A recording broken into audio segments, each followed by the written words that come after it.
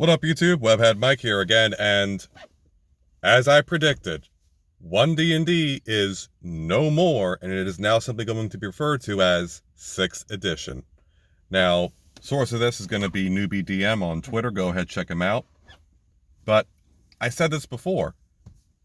5e was called D&D Next. You know, call it its company name, government name, trade name, placeholder name, whatever, until it became 5e.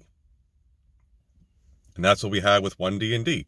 It wasn't going to be, oh, we're just going to have, everything just be D&D. Well, I mean, lore-wise, you could do that, but in terms of mechanics, things have changed so much, you can't use just the same things from 1, 3, and 5, and then 6, and then expect them to just perfectly port over. Well, no, things have changed since then. And people are going to want to know, okay, so I need to identify where this come from, so I need some edition number. We do it all the time with books. We do it with volumes. We do it with anything that needs to be organized. So, of course, OneDnD was simply going to become 6th edition. Now, also, we see the end of the Ardling, which I think was partly due to it having too much overlap with Aasimar and many other anthropomorphic races, to the point where people were starting to ask, why are we bothering with everything else? But they listened and decided to scrap that. However, I also predict that 6th edition will not nearly have the appeal that 5th edition had. Now, make no mistake, I'm pretty sure it's still going to be rather healthy enough, but I do anticipate a decrease overall from 5th edition. And it's only to be expected.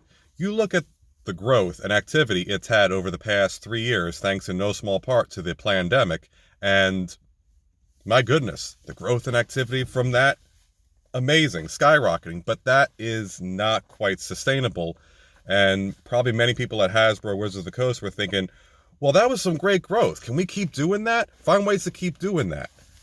And at some point, as we saw with Magic the Gathering, they have just rankled and wreathed and strewn this rag for all the moisture they can get out of it. At some point, you just can't. But hey, they were just thinking, all right, so we almost doubled. Can we do that again and again and again and again? And now it's to the point where I have to wonder, how much interest is there going to be for, say, the Lord of the Rings Magic the Gathering set? Especially considering there have been some liberties taken with some character interpretations. Chief among them is Aragorn, who first of all has a flaming sword. Now, I know his sword translates to Flame of the West, but I can't recall any time where it would just innately go flame on like Human Torch. That's probably just a loose interpretation based on the artist that's making the cards. Also, he doesn't look like Aragorn would be described, which I guess would be fine, but then we see Arwen is just as described, so I have to wonder, why'd you bother with this? I had the same question when that Fan Four Stick movie came out, and we saw Reed Richards kind of look like Reed Richards, Sue Storm kind of looked like Sue Storm, but Johnny Storm was played by Michael B. Jordan.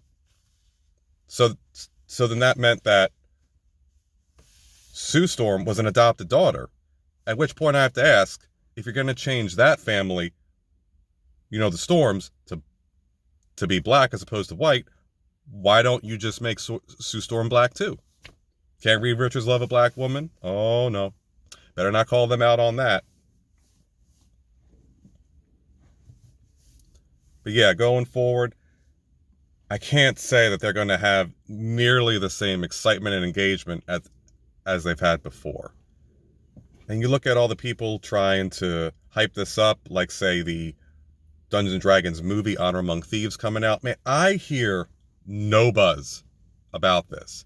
It makes me think it might do worse than Ant-Man and Wasp Quantumania, which had some buzz about it, but the reception has been milquetoast at best.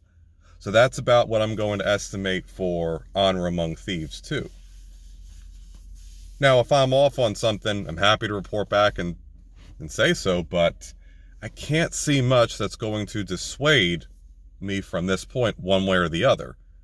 So I'm going to say Honor Among Thieves has a box office cap of maybe 500 million. And I gotta say, Ant-Man and the Wasp: Quantumania, I'd be surprised if it breaches anywhere near 700 million. But that's just my thoughts. Let me know what you think in the comments below. Am I on base or off base with 6th edition? Am I on or off base with the movie predictions and brand interpretations for Magic the Gathering from Wizards of the Coast? But hey, I thank you for watching this long, and thank you for your time.